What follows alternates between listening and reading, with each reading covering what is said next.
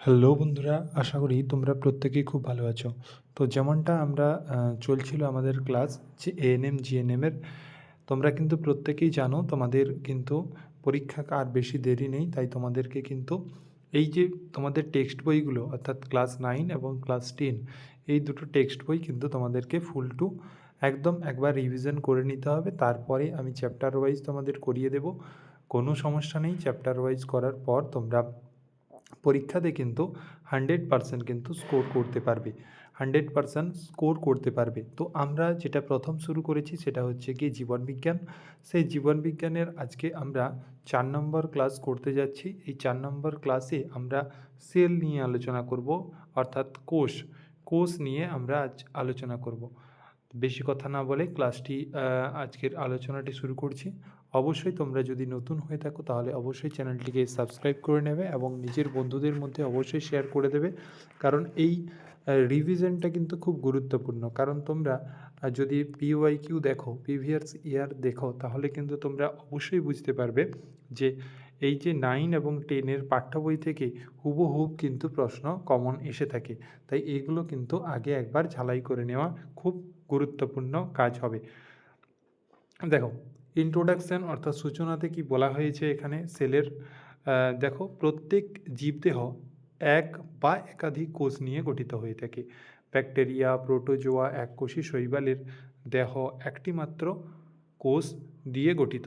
তাদের দেহে সমস্ত জৈবনিক ক্রিয়াগুলি ওই একটি কোষেই সম্পন্ন হয়। উন্নত সকল প্রকার উদ্ভিদ ও প্রাণীদেহ একাধিক কোষ নিয়ে গঠিত।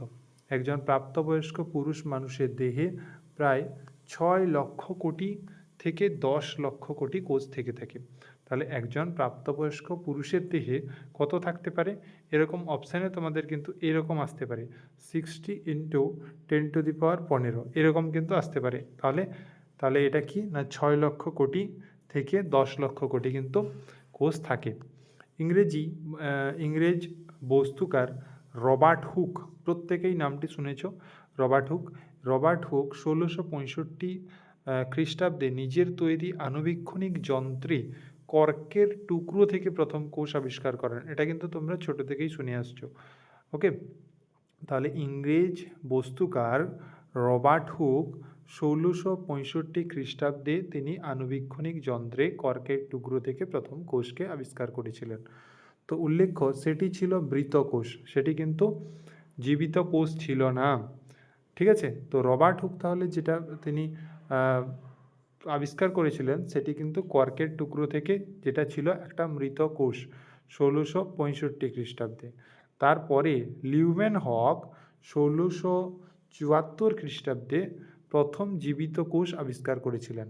ওকে, প্রথম জীবিত কোষ তাহলে কে আবিষ্কার করেছিলেন? লিউমেন হক প্রথম জীবিত কোষ আবিষ্কার করেন এবং প্রথম মৃত কোষ যিনি আবিষ্কার করেছিলেন তিনি হচ্ছেন রবার্ট হুক। এবং 1932 খ্রিস্টাব্দে নল ও রুস্কা আর ইলেকট্রন অণুবীক্ষণিক যন্ত্র আবিষ্কারের ফলে কোষ সম্পর্কে বিস্তৃত গবেষণাগার উদ্ঘাটিত হয়।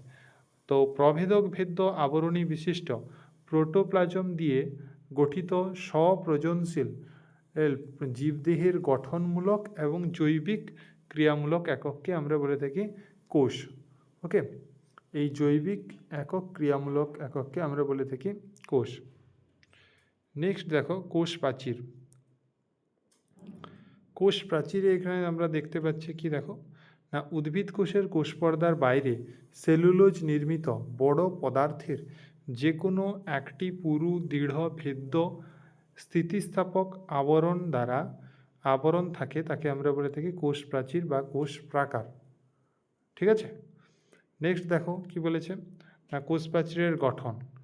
এখানে বলেছে যে পরিণত উদ্ভিদ কোষের কোষ প্রাচীর 3টি স্তরে গঠিত। একটা হচ্ছে মধ্যপর্দা, একটা হচ্ছে প্রাথমিক প্রাচীর, একটা হচ্ছে গৌণ প্রাচীর। খুব ইম্পর্টেন্ট, দেখো মধ্যপর্দা, প্রাথমিক প্রাচীর এবং গৌণ প্রাচীর, এই 3টি জিনিস কিন্তু তোমাদেরকে মনে রাখতে হবে কোষ প্রাচীরের স্ট্রাকচার দেখতে গেলে।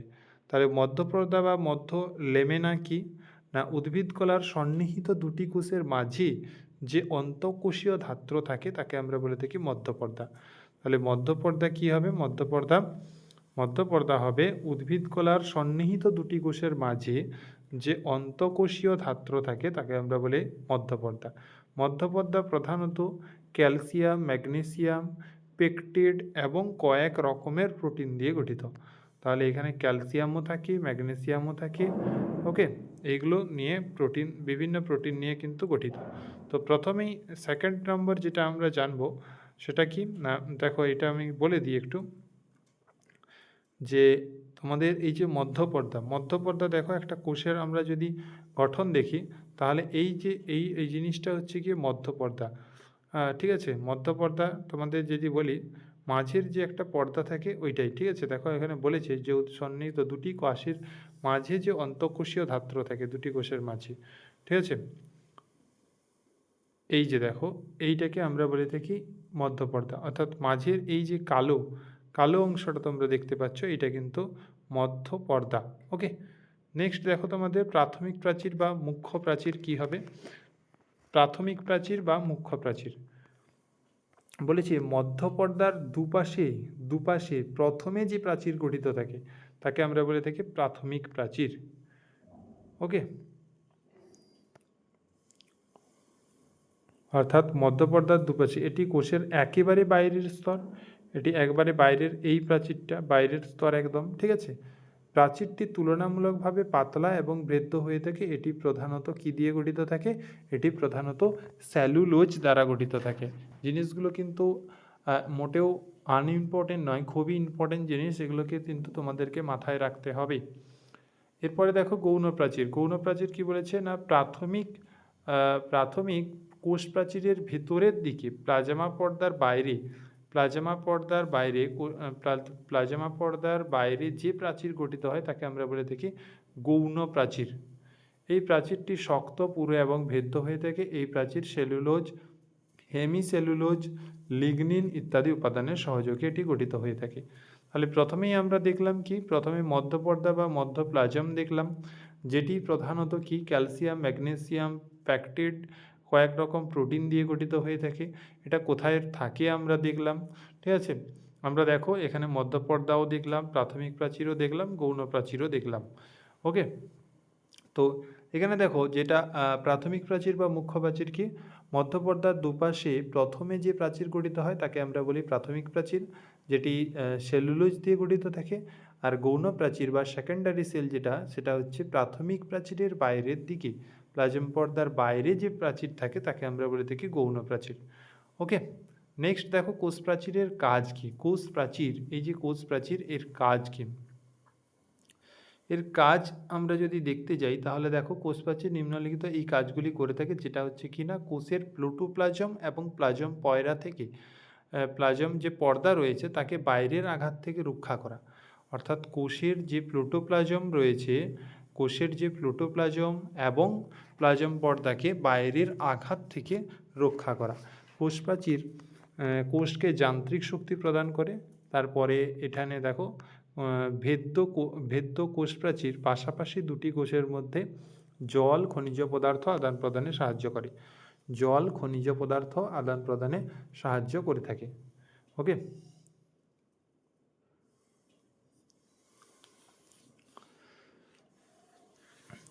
নেক্সট দেখো তোমাদের যেটা রয়েছে সেটা কি না কোষ পর্দা কি, সেল মেম্বার।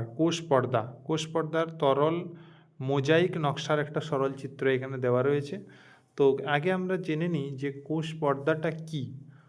দেখো প্রতিটি সজীব কোষের প্রোটোপ্লাজমের বাইরের দিকে একটা অতি সূক্ষ্ম স্থিতিস্থাপক প্রভেদক ভিদ্য যে লাইপোপ্রোটিন নির্মিত ত্রিস্তরীয় সজীব আবরণ ঢাকা থাকে তাকে আমরা বলে থাকি কি কোষ পর্দা, তাকে আমরা কি বলে থাকি কোষ পর্দা।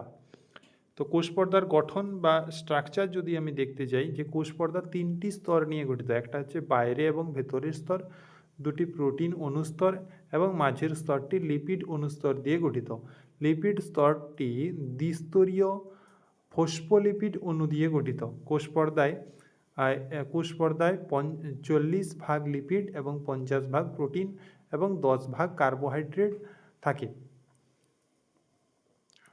তাহলে দেখো কোষ পর্দার তিনটি স্তর নিয়ে গঠিত, একটা হচ্ছে বাইরে, একটা হচ্ছে ভেতরের স্তর, আর দুটি প্রোটিন অনুস্তর এবং মাঝের স্তরটি লিপিড অনুস্তর দিয়ে গঠিত। লিপিড স্তরটি দ্বিস্তরীয় ফসফোলিপিড অণু দিয়ে গঠিত, যেটা কোষপর্দায় 40 ভাগ থাকে, অর্থাৎ 40 ভাগ লিপিড, 50 ভাগ প্রোটিন এবং 10 ভাগ কার্বোহাইড্রেট থাকে। রবার্টসন, এইটা কিন্তু তোমাদের আসে পরীক্ষায়, রবার্টসন পিএলপি অর্থাৎ প্রোটিন লিপিড প্রোটিন ত্রিস্তরীয় আবরণীকে একক পর্দারূপে অভিহিত করেছেন। তাহলে এখানে কি, এখানে মেন যেটা হচ্ছে সেটা হচ্ছে রবার্টসন 1959 তিনি ত্রিস্তরীয় আবরণীকে একক পর্দারূপে অভিহিত করেছেন। বিজ্ঞানী সিঙ্গার এবং নিকেলসন কোষ পর্দা গঠনের তরল মোজাইক মডেল উপস্থাপন করেছিলেন। কি যেটা উপস্থাপন করেছিলেন সেটা কি না, সেটা হচ্ছে তরল মোজাইক মডেল। এই মডেল অনুযায়ী কোষপর্দা ফসফোলিপিড অণুর একটা দ্বিস্তরীয় ও অর্ধতরল সংগঠন, যার মধ্যে প্রোটিন অণুগুলি মোজাইকের মতো বিন্যস্ত থাকে এবং ফসফোলিপিড মেরুজ প্রান্তদ্বয়ের বাইরের দিকে এবং অমেরুজ প্রান্তদ্বয়ের ভেতরের দিকে থাকে। পর্দাস্থিত প্রোটিন দুই প্রকার হয়ে থাকে, একটা হচ্ছে বহিস্থ আর একটা হচ্ছে অন্তস্থ প্রোটিন। এই বহিস্থ প্রোটিনটা কি না, এই ধরনের প্রোটিনগুলি কি হয়, কোষপর্দার বাইরে এবং ভেতরের তলে অবস্থান করে, এবং অন্তর্নিহিত বা অন্তস্থ প্রোটিন কি না, এই ধরনের প্রোটিন লিপিড স্তরের মধ্যে গ্রথিত থাকে। কোষপর্দার কাজ যদি আমরা দেখতে যাই কি না, কোষপর্দার কাজ আমরা আগেই জেনেছিলাম যে কোষ প্রাচীরের কি জিনিসটা আমরা বুঝেছি, কোষ পর্দার কাজটা আমরা একটু দেখে নিই, যেটা কি না কোষ মধ্যস্থ সজীব অংশকে রক্ষা করা। কোষ পর্দা বা প্লাজম পর্দার একটি প্রধান কাজ হলো সজীব কোষের বহি এবং অন্তঃমাধ্যমে একটি অভিস্রবণীয় প্রতিবন্ধক রূপে কাজ করা, এবং কয়েক প্রকার কোষাঙ্গাণু যেমন কি মাইটোকন্ড্রিয়া, গলগি বস্তু, এন্ডোপ্লাজমিক রেটিকিউলাম, নিউক্লিয় পর্দা ইত্যাদি সৃষ্টি করা। তো কোষান্তর ব্যাপন এবং অভিস্রবণে সাহায্য করা। নেক্সট দেখো যেটা কি না, সাইটোপ্লাজম। তো প্রোটোপ্লাজমে যে অর্ধতরল স্বচ্ছ দানাদার পদার্থ নিউক্লিয় পর্দা এবং কোষ পর্দার মাঝে অবস্থান করে তাকে আমরা বলে থাকি সাইটোপ্লাজম। তাকে আমরা বলি সাইটোপ্লাজম। ওকে, খুব ভালো করে দেখো, যেটা হচ্ছে সাইটোপ্লাজমে যে অর্ধতরল, প্রোটোপ্লাজমে যে অর্ধতরল স্বচ্ছ একটা দানাদার আর নিউক্লিয় পদার্থ থাকে তাকে আমরা বলে থাকি কোষ পর্দার মাঝে অবস্থান করে, তাকে আমরা বলি সাইটোপ্লাজম। সাইটোপ্লাজমের গঠন যদি একটু লক্ষ্য করি, সাইটোপ্লাজম মুখ্যত ধাত্র এবং সাইটোপ্লাজমীয় কঙ্কাল দিয়ে গঠিত। সাইটোপ্লাজমের ধাত্র কলয়েড জাতীয় অর্ধতরল সজীব পদার্থ কোষ অঙ্গাণুগুলির ধাত্রে বিক্ষিপ্তকারী অবস্থান করে, এবং সাইটোপ্লাজমের অনুনালিকা এবং অনুতন্তু মিলিয়ে সাইটোপ্লাজমীয় কঙ্কাল গঠন করে। কোষে সাইটোপ্লাজম বিভিন্ন রূপে অবস্থান করে, যেমন গ্র্যানিউলার, দানাদার এবং ফাইব্রিলার, সূত্রাকার এবং রেটিকিউলার। আর ঠিক আছে, এই সমস্ত কিছু রয়েছে। সাইটোপ্লাজমে বিভিন্ন ম্যাক্রো মাইক্রো উপাদান থাকে। ম্যাক্রো উপাদানগুলি হলো carbon, hydrogen, oxygen, nitrogen, calcium, phosphorus, magnesium, sulphur, potassium, sodium, chlorine ইত্যাদি। এবং সাইটোপ্লাজমের মাইক্রো বা ট্রেস এলিমেন্টগুলি হলো কপার, কোবাল্ট, ম্যাঙ্গানিজ, জিঙ্ক, তারপরে মলিবডিয়াম, বোরন, সিলিকন ইত্যাদি। নেক্সট যদি আমরা দেখি সেটা কি না, সেটা হচ্ছে গিয়ে সাইটোপ্লাজমের কাজ। সাইটোপ্লাজমের মেন কাজ কি না, কোষ অঙ্গাণুগুলির ধাত্র হিসেবে কাজ করে। কোষের বিভিন্ন জৈবিক ক্রিয়াগুলি সাইটোপ্লাজমে সাধিত হয়ে থাকে। তো কোষের বিভিন্ন যে জৈবিক ক্রিয়াগুলি সেটা কিন্তু সাইটোপ্লাজমে সাধিত হয়ে থাকে। তো কোষ অঙ্গাণু কি, সেল অর্গানিজম যেটা রয়েছে সেটা আমাদের কি, সেটা একটু জেনে নেব যে কোষ অঙ্গাণু। আদর্শ কোষের সাইটোপ্লাজমের পর্দাবেষ্টিত বা পর্দাবিহীন যেসব অঙ্গাণু কোষের বিভিন্ন বিপাকীয় ক্রিয়া নিয়ন্ত্রণ করে তাদের আমরা কোষ অঙ্গাণু বা সেল অর্গানেসিল নেলিস বলে। কোষের তিন ধরনের কোষ অঙ্গাণু থাকে। একটা হচ্ছে কি না পর্দাবিহীন যেটা হচ্ছে রাইবোজোম, একক পর্দাবৃত্ত যেটা হচ্ছে লাইসোজোম, গলগি বডি, অ্যান্টোপ্লাজমিক রেটিকিউলাম এবং দ্বি-একক পর্দা বিশিষ্ট যেটা হচ্ছে নিউক্লিয়াস, প্লাস্টিড, মাইটোকন্ড্রিয়া ইত্যাদি। বিভিন্ন কোষ অঙ্গাণুগুলি সাইটোপ্লাজমে অবস্থান করে এবং একক পর্দা বিশিষ্ট হয়ে কোষ গঠিত হয়। ওকে, দেখো এখানে আমরা যেটা জানবো সেটা হচ্ছে নিউক্লিয়াস।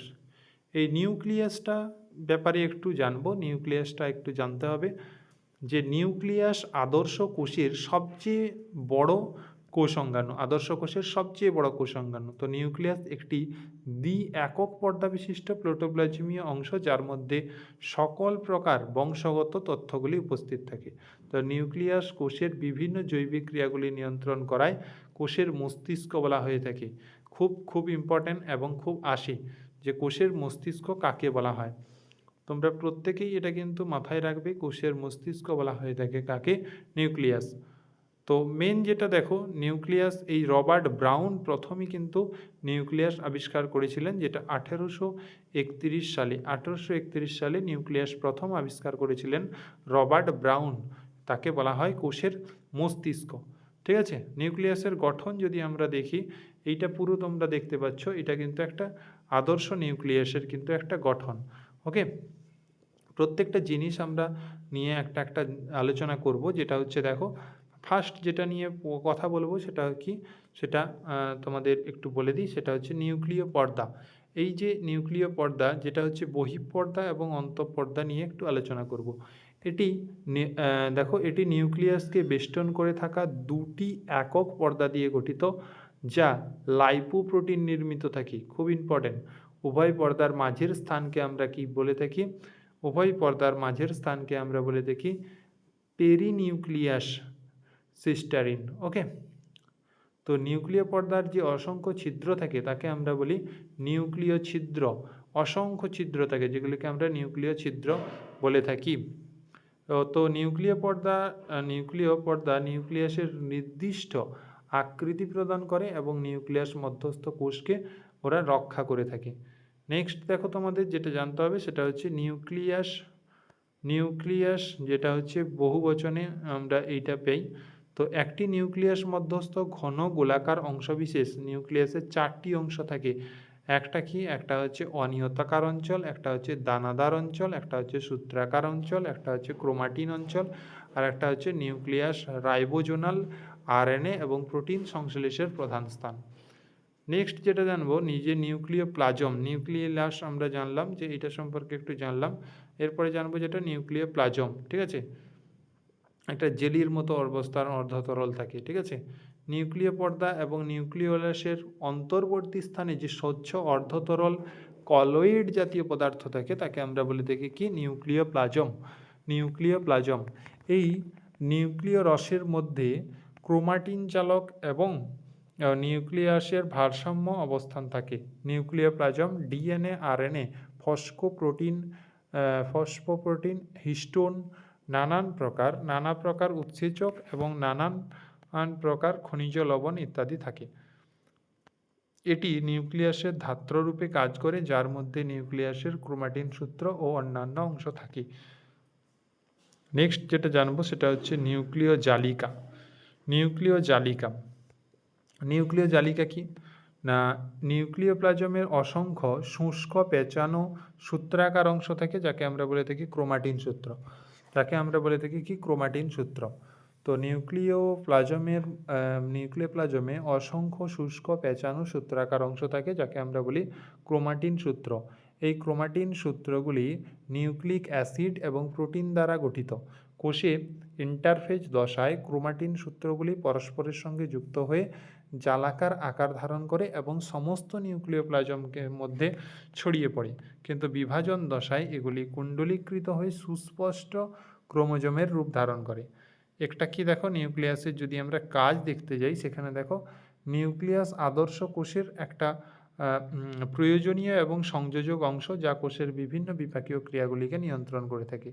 নিউক্লিয়াসের জেনেটিক পদার্থ ডিএনএ কোষ থেকে কোষে এবং জীব থেকে জীবে ট্রান্সফার হয়ে থাকে। বহন করে থাকে এবং নিউক্লিয়াস আরএনএ ও প্রোটিন সংশ্লেষে বিশেষ ভূমিকা পালন করে। নিউক্লিয়াস কোষ বিভাজনে গুরুত্ব ভূমিকা পালন করে থাকে। নেক্সট যেটা সেটা হচ্ছে মাইটোকন্ড্রিয়া। মাইটোকন্ড্রিয়াটা জেনে নিই একটু। মাইটোকন্ড্রিয়াটা কি? মাইটোকন্ড্রিয়ার বিভিন্ন যদি অংশ দেখি আমরা, সেখানে কিন্তু বেশ কয়েকটা অংশ আমরা দেখতে পাবো। তো মাইটোকন্ড্রিয়া হলো আদর্শ কোষের সাইটোপ্লাজমে অবস্থিত দ্বি-একক পর্দা ঘেরা ক্ষুদ্র দণ্ডাকার সূত্রাকার অঙ্গাণু, যার মধ্যে শক্তি উৎপন্ন হয়ে থাকে। যার মধ্যে কি হয়? শক্তি উৎপন্ন হয়ে থাকে। তো বেন্ডা প্রথম মাইটোকন্ড্রিয়া আবিষ্কার করেছিলেন। খুব ইম্পর্ট্যান্ট। মাইটোকন্ড্রিয়া প্রথম আবিষ্কার করেছিলেন কে? মাইটোকন্ড্রিয়া প্রথম আবিষ্কার করেছিলেন বেন্ডা। ওকে, নেক্সট দেখো মাইটোকন্ড্রিয়ার গঠন। প্রত্যেকটি মাইটোকন্ড্রিয়া দুটি একক পর্দা বিশিষ্ট থাকে। উভয় পর্দার মাঝের স্থানকে আমরা বলে থাকি পেরিমাইটোকন্ড্রিয়াল স্থান। অন্তঃপর্দা বিশিষ্ট গহ্বরে ধাত্র বা ম্যাট্রিক্স থাকে। এই ধাত্রে বিভিন্ন প্রকারের প্রোটিন দানা, রাইবোজোম দানা, ডিএনএ, আরএনএ ইত্যাদি থাকে। তো মাইটোকন্ড্রিয়া বহিঃপর্দার গায়ে বহিস্থ দানা বা পার্শ্বনের অর্ধ একক থাকে। অন্তঃপর্দাটি ভাঁজ বিশিষ্ট হয়ে থাকে। প্রতিটি অঙ্গুলাকার ভাঁজকে আমরা বলে থাকি ক্রিস্টি। খুব ইম্পর্ট্যান্ট এই ক্রিস্টি যেটা কি যে অঙ্গুলিকাল ভাঁজ থাকে। অন্তঃপর্দার গায়ে টেনিস র্যাকেট সদৃশ যে দানাগুলি থাকে তাকে আমরা বলে থাকি অক্সিজোম, যেটা হচ্ছে F0 এবং F1 হয়ে থাকে। তো মাইটোকন্ড্রিয়ার মধ্যে কোষের শক্তি উৎপন্ন হয়। এই কারণে মাইটোকন্ড্রিয়াকে আমরা বলে থাকি কোষের শক্তিঘর। একটু বলি তোমাদের, একটু আগে আমরা যেটা জেনেছিলাম সেটা একটু আবার মনে করিয়ে দিই যে কোষের মস্তিষ্ক আমরা কাকে বলেছিলাম? নিউক্লিয়াসকে। খুব ইম্পর্টেন্ট কিন্তু। আর কোষের যদি আমি বলি যে কোষের মস্তিষ্ক, তাহলে সেটা হয়ে যাবে নিউক্লিয়াস। এবং আমি যদি বলি কোষের শক্তিঘর কাকে বলা হয়, সেটা হয়ে যাবে মাইটোকন্ড্রিয়া। ঠিক আছে? তো মাইটোকন্ড্রিয়া স্বভাত শোষণে ক্রেবস চক্রের বিক্রিয়াগুলি ঘটাতে সাহায্য করে থাকে। অক্সিডেটিভ তারপরে ফসফোরাইলেশনের মাধ্যমে এটিপি উৎপন্ন করে, যা সমস্ত প্রকার জীবীজ ক্রিয়ার জন্য শক্তি যোগায়। মাইটোকন্ড্রিয়ার ফ্ল্যাটি অ্যাসিড সংশ্লেষ এবং ফ্ল্যাটি অ্যাসিডের বিটা জারণে সংগঠিত হয়ে থাকে। তো এইখানে আজকে আমরা ক্লাসটিতে বন্ধ করছি বা ক্লাসটি অফ করছি। তোমাদের কিন্তু নেক্সট ক্লাসে আমরা প্লাস্টিড থেকে শুরু করব। আশা করি তোমরা এইটুকু তোমরা খুব ভালোভাবে রিভিশন করে রাখবে। তারপরে গলগি বস্তু রয়েছে, তারপরে লাইসোজোম রয়েছে, দেন তোমাদের রাইবোজোম রয়েছে, এরপরে সেন্ট্রিওল রয়েছে, ওকে, মাইক্রোটিউবুল রয়েছে। এই কয়েকটা জিনিস থাকার পরে প্রোক্যারিওটিক, ইউক্যারিওটিক কোষ এবং উদ্ভিদ কোষ এবং প্রাণী কোষ নিয়ে আমাদের আলোচনা করলেই কিন্তু কোষ চ্যাপ্টারটি কমপ্লিট হয়ে যাবে। তো আর একটি ক্লাস লাগবে তোমাদের এই কোষ চ্যাপ্টারটি কমপ্লিট করতে। তোমরা যতদূর পড়ালাম খুব ভালোভাবে তোমরা কিন্তু সেটাকে রিভিশন করে নাও। একটু করে দেখো, পড়াটা করলে কিন্তু তোমাদের শেষ পর্যন্ত পুরো মাথায় থেকে যাবে। এবং তোমাদের এখান থেকে প্রত্যেকটা চ্যাপ্টার থেকে PYQ এবং MCQ এখান থেকে আমি কিন্তু তোমাদের করিয়ে দেব। আর পড়াশোনাটাকে কন্টিনিউ করো, তাহলে কিন্তু তোমাদের 100% রেজাল্ট ভালো হবেই। Okay, thank you for watching. Next ক্লাসে আবার দেখা হচ্ছে।